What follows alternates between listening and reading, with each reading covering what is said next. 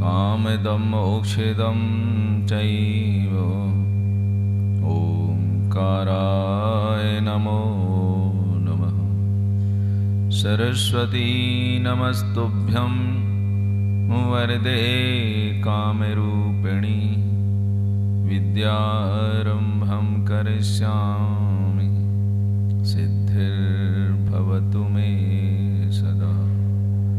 मंगलं भगवान् वीरो मंगलं गौतमो गणी मंगलं कुन्दकुन्दार्यो जैनधर्मोऽस्तु मंगलम्। सर्वमङ्गलमाङ्गल्यं सर्वकल्याणकारिकं प्रधानं सर्वधर्माणां जैनं जयतु शासनं जैनं जयतु शासनं। नमः श्रीवर्धमानाय निर्धूतकलिलात्मने सालोकानां त्रिलोकानां यद्विद्यादर्पणात्। जय बोलो श्री पंच परमेष्टि भगवान की, देवादिदेव श्री 1008 आदिनाथ भगवान की, चारित्र चक्रवर्ती आचार्य श्री शांति सागर जी महाराज की, षष्ठम भट्टाचार्य गुरुवर श्री अभिनंदन सागर जी महाराज की, संत शिरोमणि आचार्य गुरुवर श्री विद्यासागर जी महाराज की, धर्मालंकार आचार्य श्री जैन धर्म की।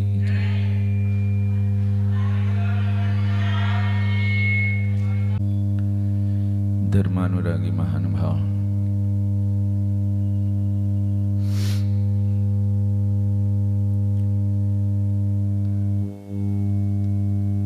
हमारी समझ की कमी कहें या फिर हमारे विपरीत समझ कहें, जिसकी वजह से कभी कभी हम अपने सम्यक रास्ते को छोड़ करके हम गलत रास्ते पर चल पड़ते हैं। और यदि गलत रास्ते पर जो चलता है, निश्चित है कि वह मंजिल को कभी प्राप्त नहीं कर सकता। मंजिल उसे ही नसीब होती है जो सही रास्ते पर चलता है। लेकिन रास्ता सही होने पर भी कभी कभी ऐसे प्रसंग बन जाते हैं कि व्यक्ति कुछ कारणों से प्रभावित होकर के अपने सही सच्चे रास्ते से विमुख होकर के और विपरीत जो मिथ्या रास्ता है उस पर चलना प्रारंभ कर देता है। बस हमारी भूल, हमारी गलती यहीं से होती है, जो कि यह रास्ता हमारे लिए संसार की तरफ ले जाता है। चतुर्गति परिभ्रमण ऐसे ही रास्ते पर चलने से प्राप्त होते हैं। इस तरह की जो भूल, अज्ञानता, इसको ही समझ करके इससे बचने की आवश्यकता है। अभी हमने पिछले दिनों इस पर चर्चा की थी। हमारी जो अज्ञानता अर्थात मूढ़ता है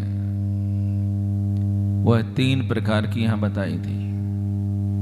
लोक मूढ़ता, देव मूढ़ता और गुरु मूढ़ता। लौकिक कार्यों में देखा देखी, मिथ्या चीजों का अनुकरण करना एक लोक मूढ़ता थी। लोक मूढ़ता के बाद में देव मूढ़ता के बारे में हम समझेंगे यहां कि देव मूढ़ता क्या है।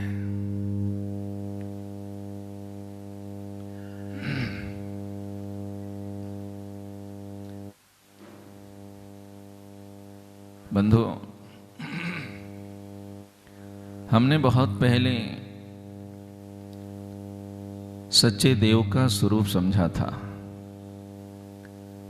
कि वास्तविक देव कौन है, जो पूजनीय है, उपासनीय है, जिन पर श्रद्धा करने से हमें सम्यक्ति की प्राप्ति होती है। इस तरह के देव के बारे में हमने समझा था कि वो देव कौन से हैं। आप्तेनोत्सन्न दोषेण सर्वज्ञेन गमेशिना भवितव्यम नियोगेन नान्यथा ह्यात्मता भवेत्। इस पर हमने समझा था कि वे देव जो दोषों से रहित होते हैं, सर्वज्ञ होते हैं और आगम के स्वामी होते हैं, वे ही सच्चे यथार्थ या वास्तविक कहें, वे ही परमार्थ भूत देव हैं, आप हैं। लेकिन ऐसे देवों को छोड़ करके मिथ्या देवों की भी उपासना होती है।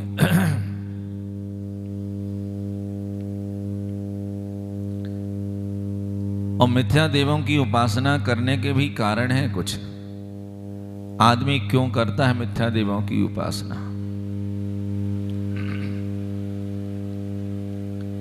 संसारी प्राणी बड़ा लोभी है, स्वार्थी है।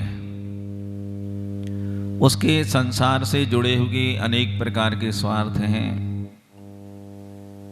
संसार के पदार्थों को प्राप्त करने का लोभ उसके मन में रहता है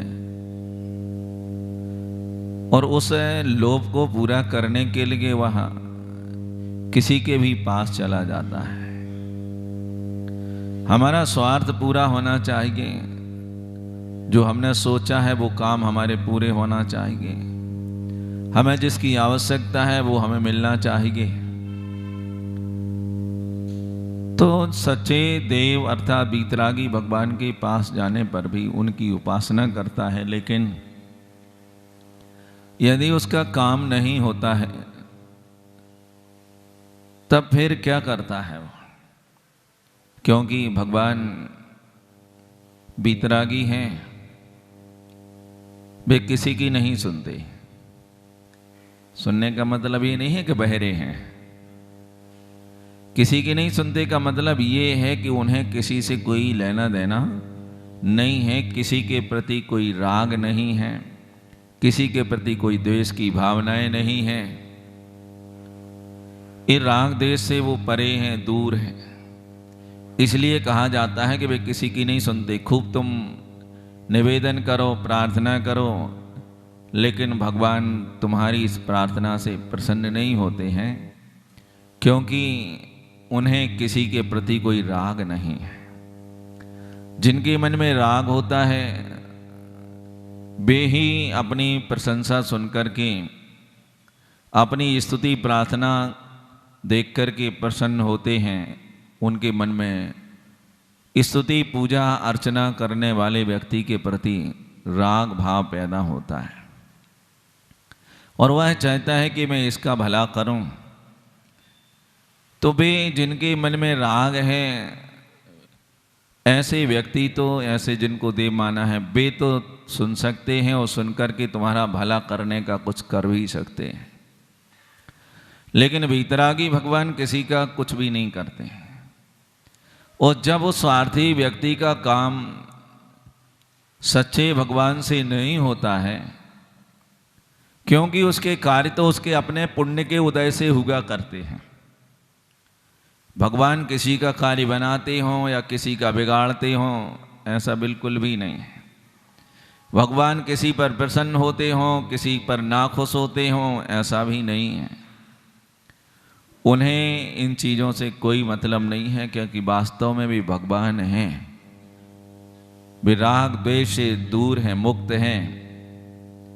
इसलिए उन्हें आपकी प्रार्थना से, आपकी स्तुति से या आपकी निंदा बुराई से उन्हें कोई फर्क नहीं पड़ता है कि वे आपकी बुराई सुनकर के द्वेष करते हों या आप उनकी प्रशंसा प्रार्थना करने पर प्रसन्न होते हों, राग करते हो। हाँ, बिल्कुल भी नहीं।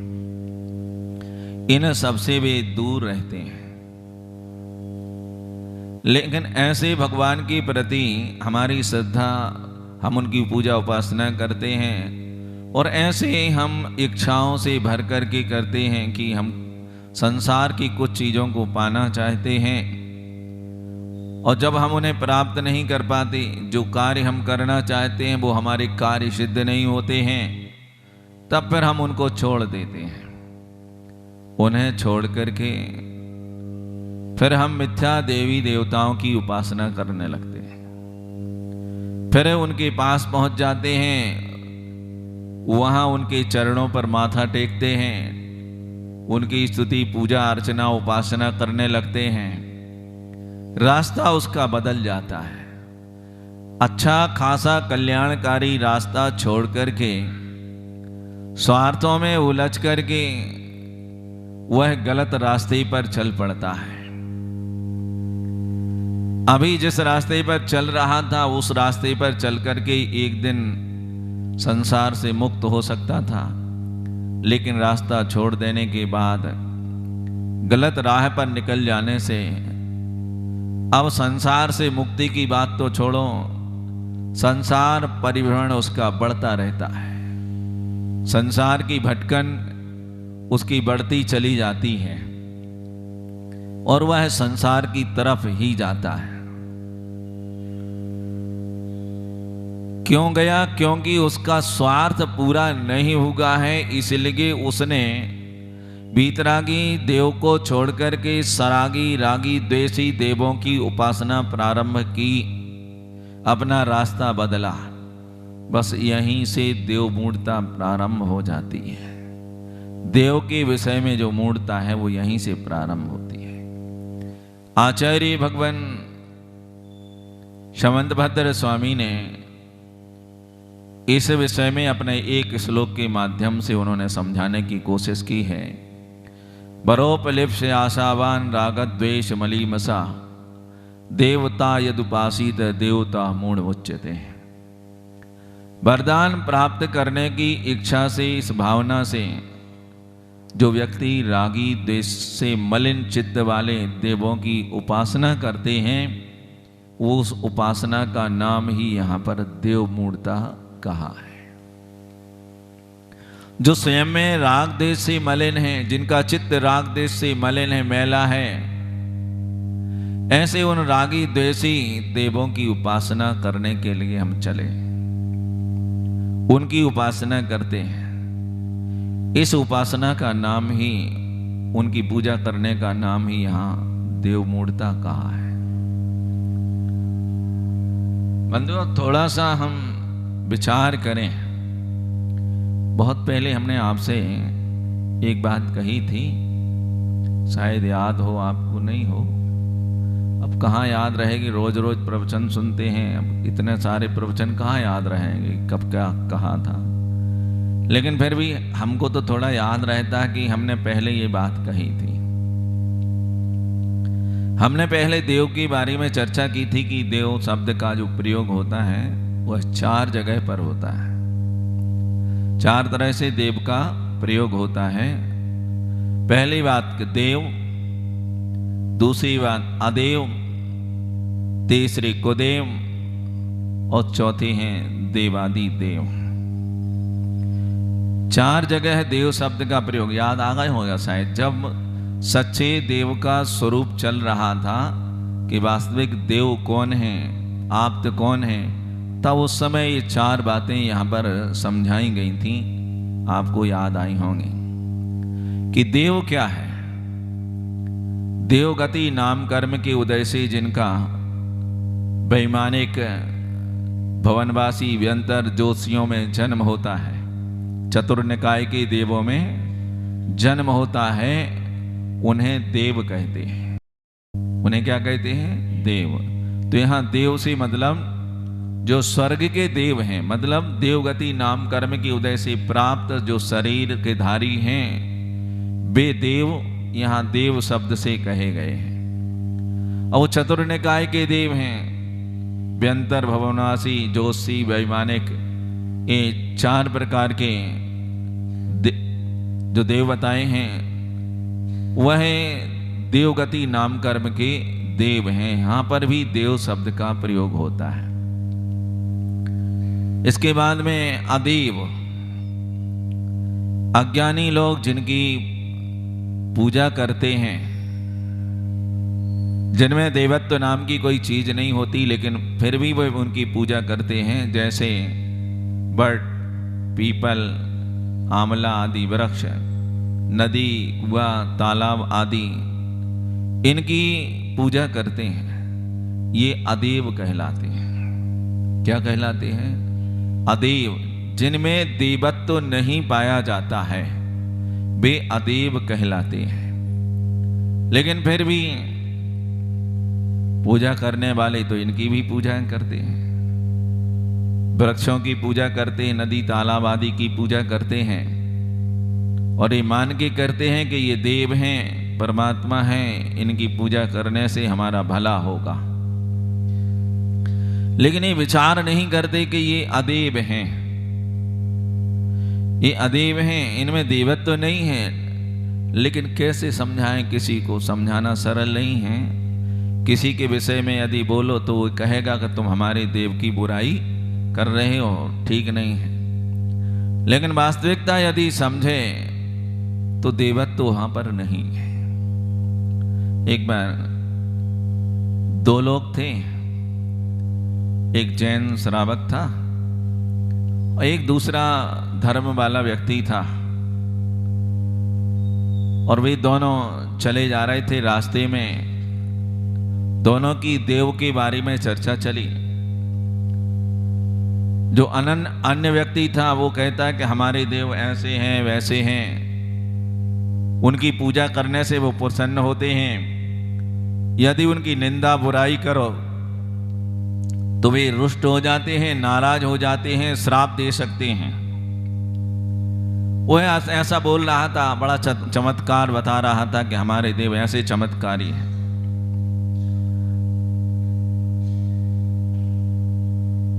ठीक है भाई, उसने सुनता रहा जो श्रावक था। थोड़ा रास्ते में आगे बढ़े तो एक झाड़ मिला पीपल का, तो उसने उस पीपल के झाड़ के पास जाकर के वहां थोड़ा जल डाला, पीला धागा निकाला और 3 राउंड उसमें लगाए, अक्षत चढ़ाए, कुमकुम लगाया, प्रणाम किया। उस जैन श्रावक से कहता है कि ये हमारे देव हैं, यदि किसी ने इनके साथ छेड़छाड़ की तो ये नाराज हो जाती है फिर, और कुछ भी कर सकते हैं। तो उस जैन श्रावक था, उसने उसकी डालियां तोड़ दी, पत्ते तोड़ दिए। वो कहता है कि देखते हैं तुम्हारे देवता हमारा क्या करते हैं। अब कुछ नहीं होगा। आगे बढ़े, कुछ दूर जाने के बाद एक जगह वो जैन श्रावक रुका और बोले कि ये हमारे देवता हैं। झाड़ियों के बीच वहां रुका और कहता है यहां देवता है मेरे। और उसने क्या ध्यान रखना, लेकिन हमारे देवता से छेड़छाड़ मत करना। यदि तुमने हाथ भी लगा दिया तो तुम सोचना तुम्हारा क्या होगा। और पहले वाला सोचता है कि इन्होंने हमारे देवता को ऐसा किया, फूल पत्ते तोड़ दिए, डालियां तोड़ दी, कुछ नहीं होगा, तो इसके ये देवता हमारा क्या करेंगे। वो नहीं माना तो उसने हाथ लगाया, तोड़ना तो दूर की बात, हाथ लगाते थोड़ा हिलाया, उतने में ही उसके हाथों में, उसके शरीर में खुजली प्रारंभ हो गई। इतनी ज्यादा खुजली हुई कि अब वो चिल्लाने लगा, अरे बचाओ मुझे, बचाओ। तो जैन श्रावक कहता है कि भैया मैंने पहले कहा था ना, तुम हमारे देवता को हाथ भी मत लगा देना, नहीं तो खैरियत नहीं रहेगी तुम्हारी। बोले भैया कोई उपाय बताओ। बोले तुम्हें प्रायश्चित करना पड़ेगा। प्रायश्चित में क्या करना है? बोले कि तुम एक काम करो, गोबर पूरे शरीर में लगाओ, गाय का गोबर? बोले पूरे शरीर में गोबर का लेप करो और इसके बाद स्नान करो तो ही तुम्हारी खुजली ठीक होगी, नहीं तो नहीं होगी। उसने कहा भैया करो, कुछ न करना पड़ेगा।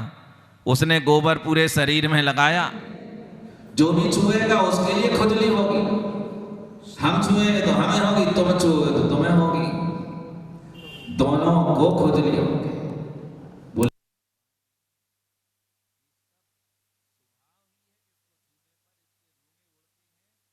खुजली पैदा कर देते हैं, इसलिए कि तुमने जो पहले किया था ना वहां देव है और ना इसमें देव है, ये सब अदेव हैं, इनमें देवत्व नहीं है। तो जहां देव शब्द का प्रयोग तो है लेकिन अदेव हैं वे। तो ऐसे अदेव जो हैं वह हमारे लिए पूजनीय आराधनीय नहीं है। तीसरा है कुदेव। कुदेव में जो राग देश से मलिन है, काम क्रोध आदि विकारों से सहित हैं, अस्त्र वस्त्र से सुसज्जित हैं और जिनके लिए भगवान कहा जाए वो कहते कुदेव कहलाते हैं। जो राग देश मल कर मलीन, बनिता गदाधि जुत चिन्ह चीन, ते हैं कुदेव तिन की जो सेव, सट करत न तिन भव भ्रमण छेव। कुदेव का है राग देश से मलिन चित्त वाले, अस्त्र वस्त्र शस्त्र आदि से सहित हैं, फिर भी भगवान माने जाते हैं। कहले वो देव नहीं कुदेव है। वास्तव में भगवान समदर्शी होता है, सबके प्रति समान बुद्धि रखने वाले होते हैं भगवान। किसी के प्रति राग और द्वेष नहीं करते, और जहां राग द्वेष होता है वो भगवान कैसे? वो तो संसारी प्राणी जैसे हो गए ना। जैसे संसारी आदमी किसी बात पर राग करता है, किसी पर द्वेष करता है, लेकिन भगवान वास्तव में जो भगवान हैं वे राग द्वेष नहीं करते, वे राग द्वेष से परे ऊपर उठ जाते हैं। तो ये राग द्वेष जहां होता है वो देव नहीं है, वे कुदेव माने जाते हैं। और चौथा जगह है देवाधिदेव। यहां पर भी देव शब्द का प्रयोग है। देवाधिदेव मतलब देवों के भी अधिपति, देवों के भी स्वामी, देवता भी जिनके लिए नमस्कार करते हैं वे कहलाते हैं देवाधिदेव। 100 इंद्र होते हैं और 100 इंद्रों से बंदित पूजनीय देवाधिदेव हुआ करते हैं, जो राग देश से रहित होते हैं, मोह से रहित होते हैं, ज्ञानावरणादि घातिया कर्मों से दूर रहते हैं। ऐसे जो अनंत परमेष्टि हैं वे देवादि देव कहलाते हैं, जो सत इंद्रों से बंधित हुआ करते हैं। 100 इंद्रों से बंधनी होते हैं। 100 इंद्र मतलब भवनालय 40, व्यंतर देवाण होंति 32, कप्पा अमर 24, चंदो सूरो नरो त्रियो। एक पूरी एक गाथा लिखी है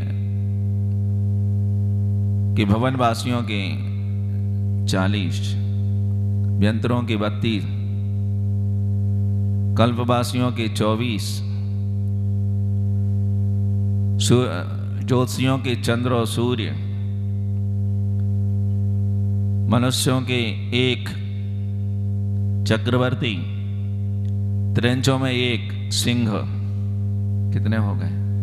100 हो गए ना। ये 100 इंद्र हैं। इन 100 इंद्रों से जो बंदनी हैं, इनके जो स्वामी हैं, अधिपति हैं, वे कहलाते हैं देवादि देव।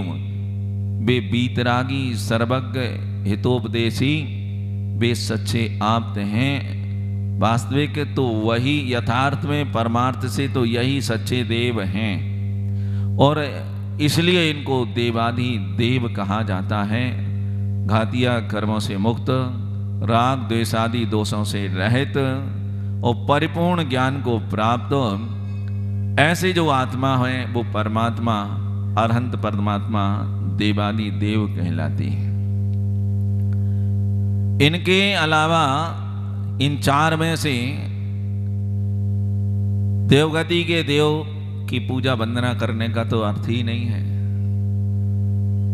अदेव मैंने पहले ही बता दिया है कि वहां देवत्व ही नहीं है, इसलिए उनकी पूजा उपासना से कोई मतलब नहीं। कुदेव जिनकी लोग पूजा करते हैं और उनको देव मानते हैं, यही देव मूढ़ता कहलाती है, अज्ञानता यही है। हमें देव के बारे में समझ करके सच्चे देव के प्रति ही यथार्थ श्रद्धा रखनी चाहिए, और जो ऐसी श्रद्धा ना रख करके संसार के स्वार्थों को साधने के लिए मिथ्या देवों की उपासना करने लग जाते हैं, वे देव मूढ़ता में उलझ जाते हैं। बंधुओं, हमारे यहां यह बतलाया गया है कि अरहंत भगवान और उनके समान मिथ्या देवों की उपासना करने का परिणाम क्या होता है। अरहंत भगवान की उपासना और मिथ्या देवों की उपासना, यदि दोनों को समान मान करके उपासना करते हैं तो क्या होगा। देवम जगत्त्रयी नेत्रम व्यंत्राद्याश्च देव समम पूजा विधानेषु पश्यन् दूरम व्रजेत दधाः। सोमदेव सूरी ने यशस्तिलक शंपु में ये कहा है कि तीनों लोगों के नेत्र स्वरूप ऐसे देवाधिदेव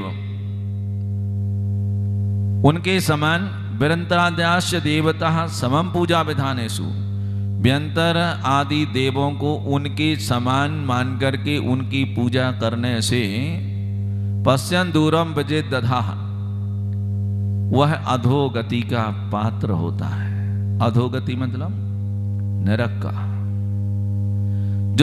जो अरहंत भगवान के समान व्यंतर आदि देवों को उनकी समान पूजा अर्चना करता है, वह अधोगति का पात्र होता है। अब अपने यहां एक प्रश्न उठता है, शासन देव और देवी होते हैं, यक्ष यक्षिणी। हमारे यहाँ जैन शासन में 24 तीर्थंकरों के एक एक तीर्थंकर के एक एक यक्ष और एक एक यक्षिणी होती है, क्षेत्रपाल भी होते हैं। प्रश्न ये उठता है, क्या ये यक्ष यक्षिणी क्षेत्रपाल आदि हमारे लिए पूजनीय है या नहीं? इनकी उपासना करना देवमूढ़ता है या नहीं? तो जो धरणेन्द्र पद्मावती आदि या क्षेत्रपाल आदि हैं, अरहंत भगवान के समान उपासना करना देवमूढ़ता है। अरहंत भगवान जैसा मान करके करना देवमूढ़ता है।